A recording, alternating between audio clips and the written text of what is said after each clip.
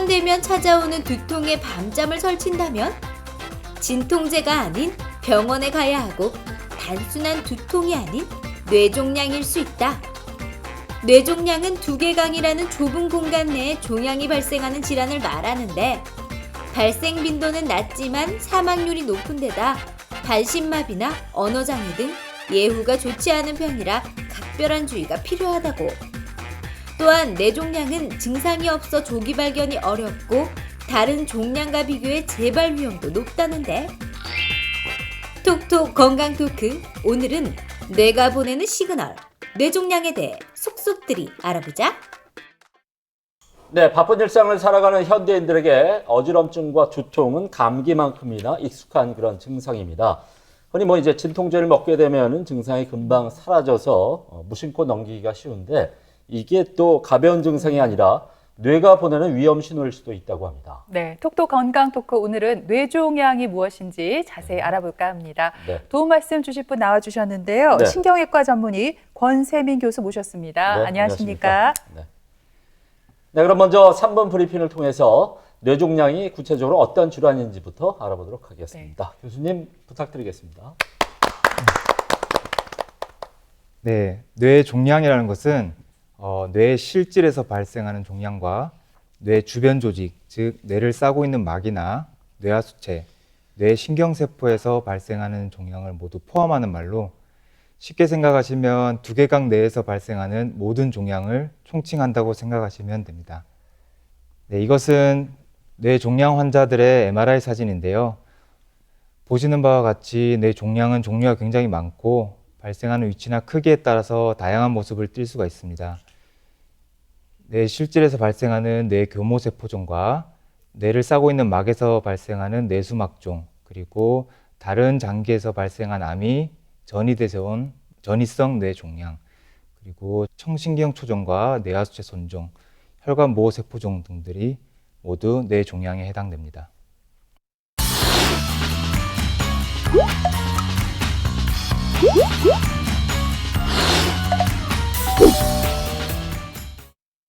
네, 네. 뇌종양이 어떤 질환인지 간단히 설명을 들었는데요. 네. 교수님, 뇌종양도 어디에 생기느냐에 따라서 종류가 나뉜다고 들었습니다. 네. 어떻게 구분되나요? 네, 뇌종양은 여러 가지 분류 방법이 있습니다. 우선 세계보건기구 WHO에서 종양의 조직학적 악성도에 따라 나눈 병리학적 분류가 있고요. 임상적 분류로 종양이 어디에서 기원했느냐에 따라서 원발성 그리고 전이성 뇌종양으로 나눌 수가 있습니다. 그리고 뇌종양이 뇌 실질에서 생겨서 주변 뇌조직을 점점 파괴하면서 자라는 축뇌종양이 있는 반면에 뇌 주변 조직이나 뇌를 싸고 있는 막에서 발생해서 자라면서 뇌를 옆으로 압박하게 되는 축외종양이 있습니다. 병리학적 분류를 보시면은 뇌종양은 1등급부터 4등급까지 분류를 나눌 수가 있고요. 4등급으로 갈수록 악성도가 증가한다라고 생각하시면 됩니다. 폐암이나 다른 장기의 암은 이 병기를 나눌 때 이제 암이 어디까지 퍼졌는지 또는 얼마나 멀리 전이가 됐는지에 따라서 병기가 나뉘는데 뇌종양은 그렇지는 않습니다. 일반적으로 뇌에 발생하는 종양은 다른 장기로 전이가 잘 되지 않는 성질을 가지고 있습니다. 그렇기 때문에 이 등급은 뇌종양 조직을 현배경으로 봤을 때 종양세포가 얼마나 많은지 또는 그 세포 분화가 얼마나 빨리 되고 있는지를 판단을 해서 나눈 등급이라고 보시면 됩니다. 1등급은 양성종양이고요. 수술로 완치가 되는 경우가 많습니다. 2등급부터는 악성종양이고 저희가 뇌암이라고 표현을 하는데 수술로 완치가 잘 되지 않고 수술 후에 방사선 치료나 항암 치료 등의 보조요법이 필요한 경우가 많습니다. 네, 그리고 임상적 분류로 뇌 실질이나 뇌를 둘러싸는 조직, 뇌 신경세포에서 발생하는 경우 원발성 뇌종양이라고 하고요. 다른 장기에서 발생한 암이 뇌로 전이돼서 발생한 종양을 전이성 뇌종양이라고 합니다. 원발성 뇌종양은 최초에 기원한 세포가 어떤 세포냐에 따라서 또 여러 가지로 나뉠 수가 있는데요. 뇌를 지지하는 신경교세포에서 종양이 생기는 경우 신경교종, 뇌를 싸고 있는 수막에서 종양이 발생하는 경우에 뇌수막종, 그리고 우리 몸에 호르몬을 분비하는 기관인 뇌하수체에서 종양이 발생하면 뇌하수체 종양, 또 뇌의 말초 신경에서 종양이 생기게 되면 신경초종이라고 불리게 됩니다. 이 외에도 많은 원발성 뇌종양이 있지만 이 네 가지가 가장 흔히 발생하는 종양이고요. 전이성 뇌종양을 보시면은 폐암이 뇌로 가장 전이가 잘 되는 종양이고, 유방암이나 신장암도 뇌로 전이가 될 수가 있습니다. 하나 안타까운 건 뇌종양 환자가 매년마다 이제 늘고 있다는 말을 들었거든요. 왜 그런지 이유가 궁금하고요. 이 뇌종양으로 고통받고 있는 환자들이 어느 정도 되는지 궁금한데요. 네, 뇌종양 환자는 매년 증가하고 있습니다. 이것은 진단 기술이 발달하고 평균 수명이 연장되면서 절대적인 발생 빈도가 증가했기 때문이기도 하고요. 의료 접근도가 향상되면서 증상이 없어도 건강검진을 통해서 진단되어 오시기도 하십니다. 그리고 전이성 뇌종양 환자가 많이 증가를 했는데, 이것은 폐암이나 유방암, 위암 환자분들이 예전보다 이제 원발암이 잘 조절이 되고 오래 사시기 때문인데요. 예전에는 암 환자분들이 뇌 전이가 발생하기 전에 사망하셨다면은 최근에는 암 환자들도 굉장히 오래 사시는 분들이 많기 때문에 그만큼 뇌로 전이되는 확률이 높아지게 되는 겁니다. 그리고 에이즈 환자나 이제 면역 억제 치료를 받고 있는 환자들 같이 면역이 저하되는 환자분들에서 흔히 발생하는 원발성 중추신경계 림프종도 증가를 하였습니다. 네, 이것은 2013년도 국내 통계인데요. 총 11,827명의 원발성 뇌종양 환자가 진단이 되었고, 이것은 인구 10만 명당 23.7명에 해당하는 수치입니다. 그 중에 약 2,100여 명이 악성 뇌종양으로 진단을 받았습니다. 이것은 원발성 뇌종양 환자들만 포함된 수치이기 때문에 전이성 뇌종양 환자가 포함되면 실제 전체 뇌종양 환자 수는 훨씬 더 많을 것이라고 생각이 됩니다. 원발성 뇌종양의 종류별로 보시면은 뇌수막종이나 뇌하수체 종양과 같은 양성 뇌종양이 가장 많고요. 그 다음 흔한 것이 뇌약성 종양인 신경교종입니다. 신경교종 중에서는 가장 흔한 것은 악성도가 가장 높은 교모세포종입니다. 네, 요즘 지하철이나 버스를 타면요, 사람들이 하나같이 고개를 이렇게 푹 숙이고 있어요. 왜 그러냐면 바로 스마트폰을 하기 때문입니다. 심지어 식당이나 카페에 가서 두 사람이 마주보고 앉아 있는데도 서로를 바라보기보다는 이렇게 휴대폰을 하는 게 이미 일상이 돼버린 요즘인데요. 근데 한 가지 신기한 게 이 과도한 스마트폰 사용이 뇌종양의 발병률을 높인다고 합니다. 교수님, 이게 좀 근거가 있는 얘기인지 궁금하고요. 좀 어떤 원인들로 인해서 뇌종양이 발생하는지도 궁금합니다. 네, 뇌종양은 원인이 밝혀져 있지 않은 경우가 많고 대부분 원인을 알 수가 없습니다. 약 5% 정도에서 원인이 밝혀져 있는데 신경섬유종증 2형 환자나 본히펠-린다우 증후군을 앓는 환자에서 특징적인 종양이 발생한다고 알려져 있고요. 방사선이나 화학물질, 바이러스, 호르몬, 외상 등과 같은 환경적 요인에 의해서 종양이 발생할 수도 있습니다. 그리고 에이즈 환자나 면역 억제 환자에서 특정 뇌종양이 잘 발생합니다. 그 휴대폰 사용과 뇌종양 발생의 연관성에 대해서는 아직도 많이 연구가 되고 있는데요. 명확하게 연관성이 있다라고 알려져 있지는 않습니다. 네, 앞서도 말씀을 드렸지만은 이제 두통은 감기만큼이나 흔한 증상인데 네. 하루 가운데서 특히 새벽이나 아침에 그 머리가 깨질 것처럼 아프고 어지럽다면은 우리가 흔히 뇌종양을 좀 의심을 해봐야 된다면서요, 교수님. 네, 그렇습니다. 네. 뇌종양의 증상은 다양하게 나타날 수가 있습니다. 하지만 이렇게 크게 세 가지로 나눌 수가 있는데요.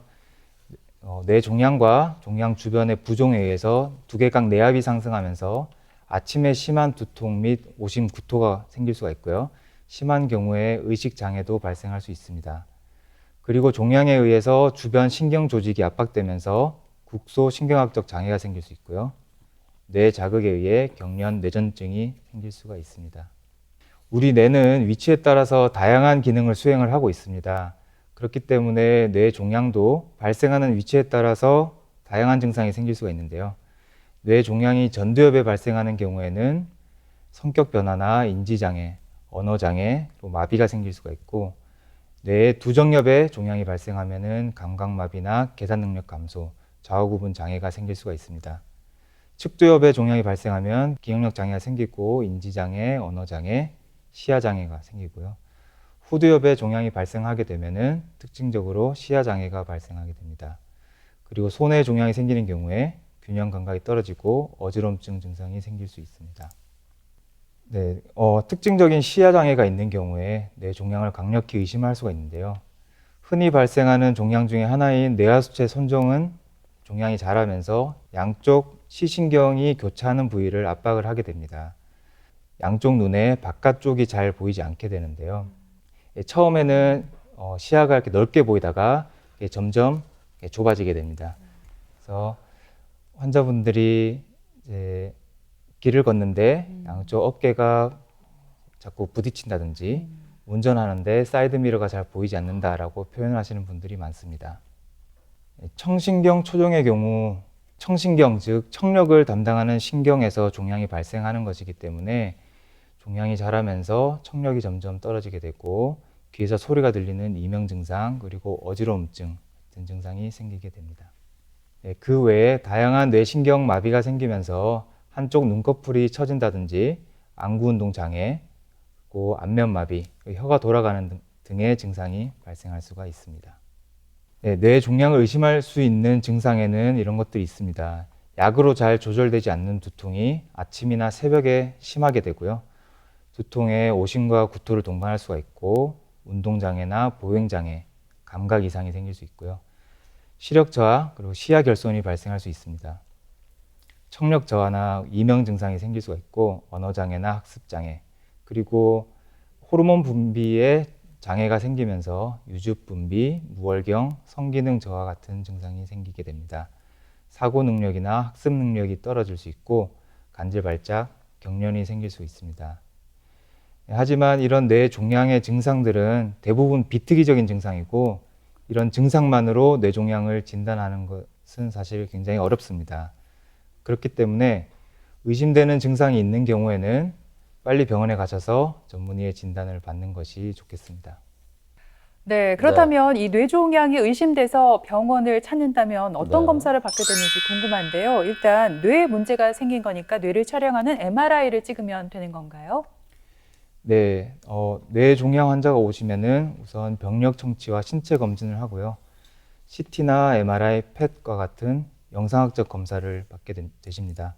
그리고 최종적으로 수술을 통한 조직 검사로 확진을 하게 됩니다. 지금 보시는 사진은 뇌종양 환자의 CT 사진인데요. CT 검사는 뇌종양뿐만이 아니라 뇌병변이 의심되는 환자의 초기 검사로 가장 중요한 검사입니다. 이 뇌 CT만으로도 뇌종양의 유무를 확인할 수 있고 종양의 크기나 위치를 어느 정도 가늠할 수 있습니다. 하지만 이 종양이 어떤 종류의 종양인지 감별 진단한다든지 또는 종양의 정확한 범위를 파악하는 데 있어서는 한계가 있습니다. 뇌 MRI 검사는 뇌 CT에 비해서 정확도가 높고 종양의 감별 진단에 굉장히 중요한 검사입니다. 그리고 수술 전 수술을 결정할 때 굉장히 중요한 역할을 담당하기도 합니다. 그렇기 때문에 뇌 종양 환자분들은 병원에 오시면 모두 이 뇌 MRI 검사를 받게 되십니다. 펫 검사를 통해서 종양의 수술 후에 재발 유무를 파악을 한다든지 또는 이 종양이 양성인지 혹은 악성인지를 판단하는 데 좀 도움을 받을 수가 있습니다. 혈관 조영술 검사는 뇌종양 환자들에게 흔히 하는 검사는 아닌데요. 이 혈관 조영술 자체만으로 뇌종양이 진단될 수도 있고 또는 수술 전에 치료 계획을 하기 위해서 검사를 많이 하는 편입니다. 그리고 수술을 통한 조직 검사가 뇌 종양의 최종적이고 가장 정확한 검사입니다. 수술을 통해서 이 종양 조직을 채취를 해서 현미경으로 보게 됨으로써 이 종양이 어떤 종류의 종양인지 조직학적으로 확진하게 됩니다. 네, 이 종양은 신경교종이라는 종양인데요. 1등급부터 4등급까지 분류가 됩니다. 1등급 신경교종은 양성 종양으로 수술만으로 완치가 되는 경우가 많습니다. 하지만 이 1등급 신경교종은 성인에서는 잘 보이지 않고요. 주로 소아에서 발견이 됩니다. 성인에서 발견되는 신경교종은 2등급부터인데요. 가장 흔히 발견되는 종양은 4등급인 교모세포종이고 수술로 완치가 되지 않고 수술 후에 방사선 치료, 항암 치료 등의 보조요법이 필요하고 예후가 가장 좋지가 않습니다. 이 종양은 뇌수막종이라는 종양이고요. 우리나라에서 가장 흔하게 진단이 되는 뇌 종양이고 뇌를 싸고 있는 막에서 기원하는 종양입니다. 뇌를 싸고 있는 막이 있는 위치라면 어디든지 발생을 할 수 있기 때문에 보시는 바와 같이 다양한 모습을 띌 수가 있고요. 다행히 이 뇌수막종은 대부분이 양성이고 10에서 15% 정도만이 경계성 또는 악성으로 진단이 됩니다. 뇌하수체 손종은 두 번째로 흔하게 발생하는 양성 뇌 종양이고요. 이전에 말씀드렸던 특징적인 시야 증상을 호소하거나 호르몬 분비 장애에 의한 증상으로 환자분들이 오시게 됩니다. 이 뇌하수체 손종은 호르몬을 분비하는 기능성 종양인지 또는 호르몬을 분비하지 않는 비기능성 종양인지에 따라서 치료 방침이 바뀌게 되는데요. 호르몬을 분비하는 기능성 종양인 경우에는 약물 치료가 가능한 경우가 있습니다.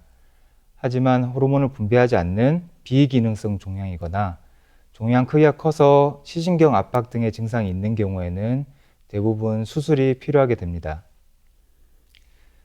수술하는 방법은 여러 가지가 있는데 최근에는 콧구멍을 통해서 종양을 제거하고 나오기 때문에 수술 후에 흉터가 없고 회복이 빠르다는 장점이 있습니다. 뇌종양 진단도 참 중요하지만 무엇보다 치료가 참 중요할 것 같아요. 아무래도 가장 좋은 이 수술은 뇌종양을 이제 제거하는 걸 텐데 교수님 아무래도 두개골을 열어서 이제 수술하다 보니까 이 과정이 참 쉽지만 않을 것 같아요. 그리고 가장 궁금한 게 이게 잘 치료를 받으면 완치가 되었으면 좋겠거든요. 어떻습니까? 네.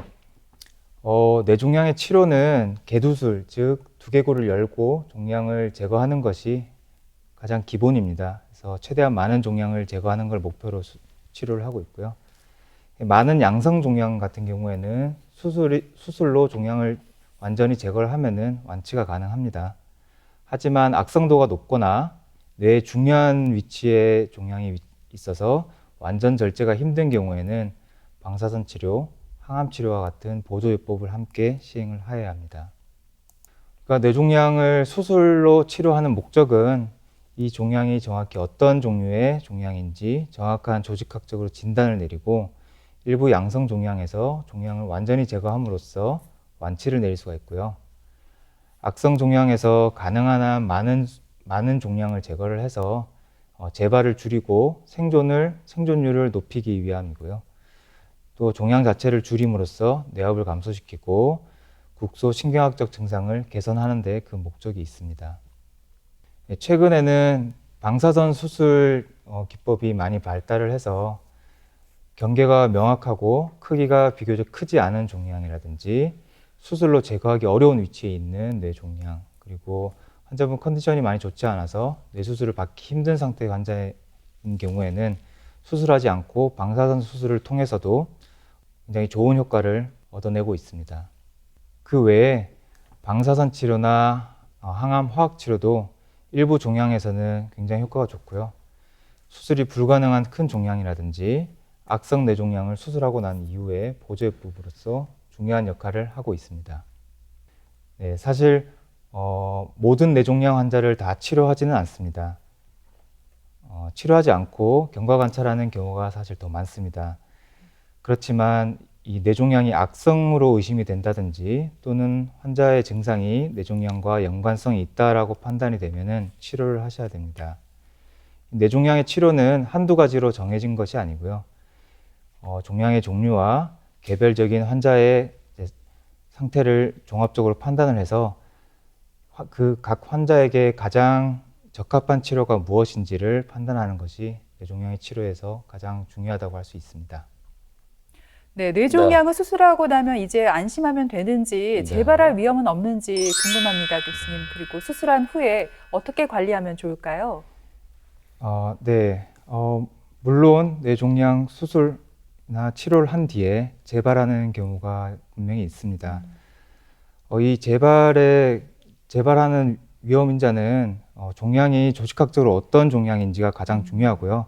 그리고 수술할 때 얼만큼 제거를 하는지도 굉장히 중요한 인자 중에 하나입니다. 그렇기 때문에 수술할 때 최대한 많은 종양을 제거하려고 노력을 하고 있습니다.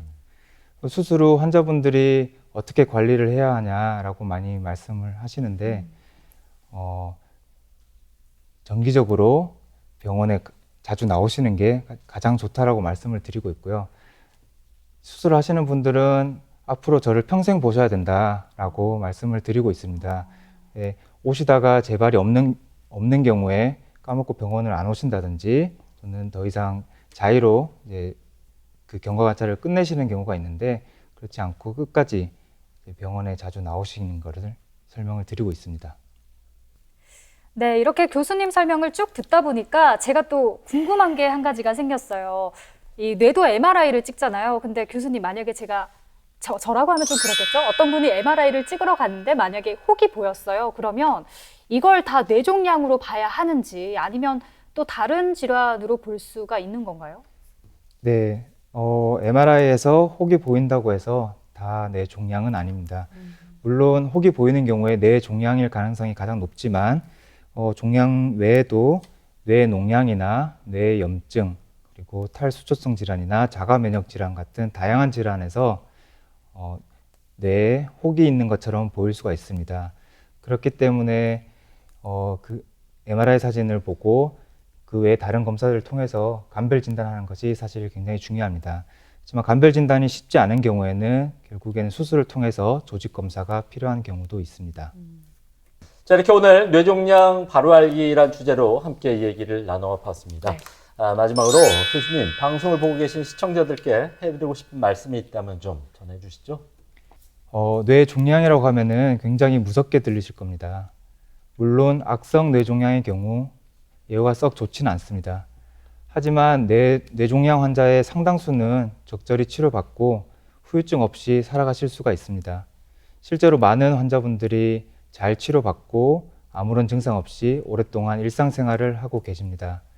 그렇기 때문에 너무 걱정하지 마시고 의심되는 증상이 있는 경우에는 빨리 병원에 오셔서 조기에 진단받고 치료를 받는 것이 가장 중요하다라고 말씀드리고 싶습니다.